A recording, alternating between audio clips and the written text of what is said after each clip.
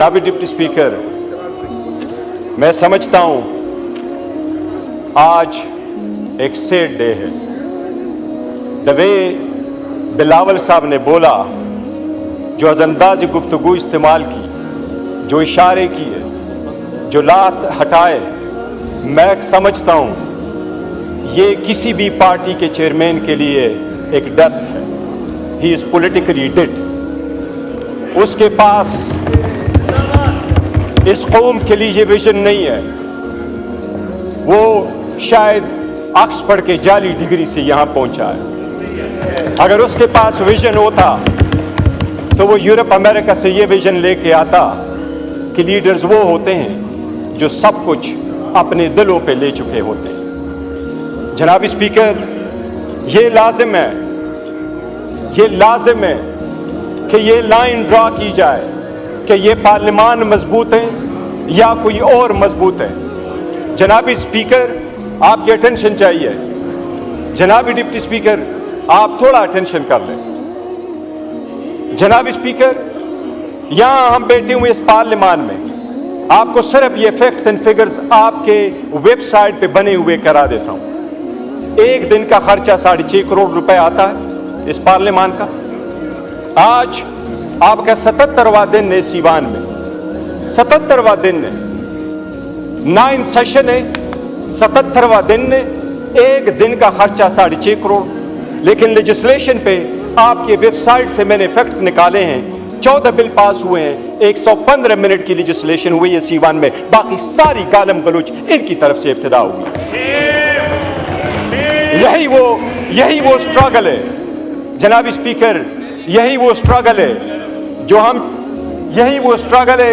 जो हम कोशिश कर रहे हैं कि ये रास्ते रोक ले।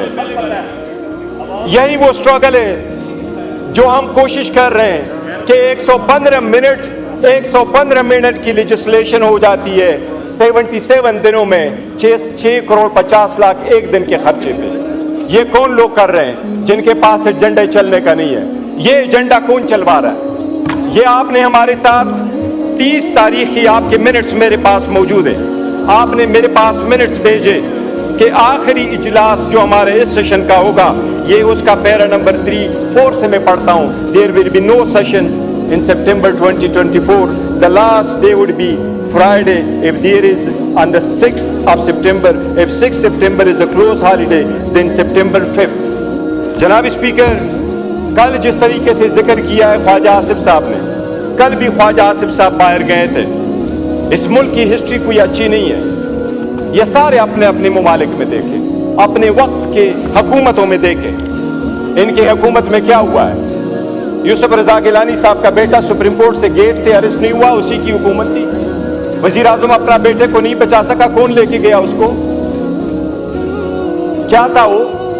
मौजूदा हुकूमत में अगर इतनी ही पावरफुल है, ख्वाजा साद रफीक को किसने अपलोड करवाया?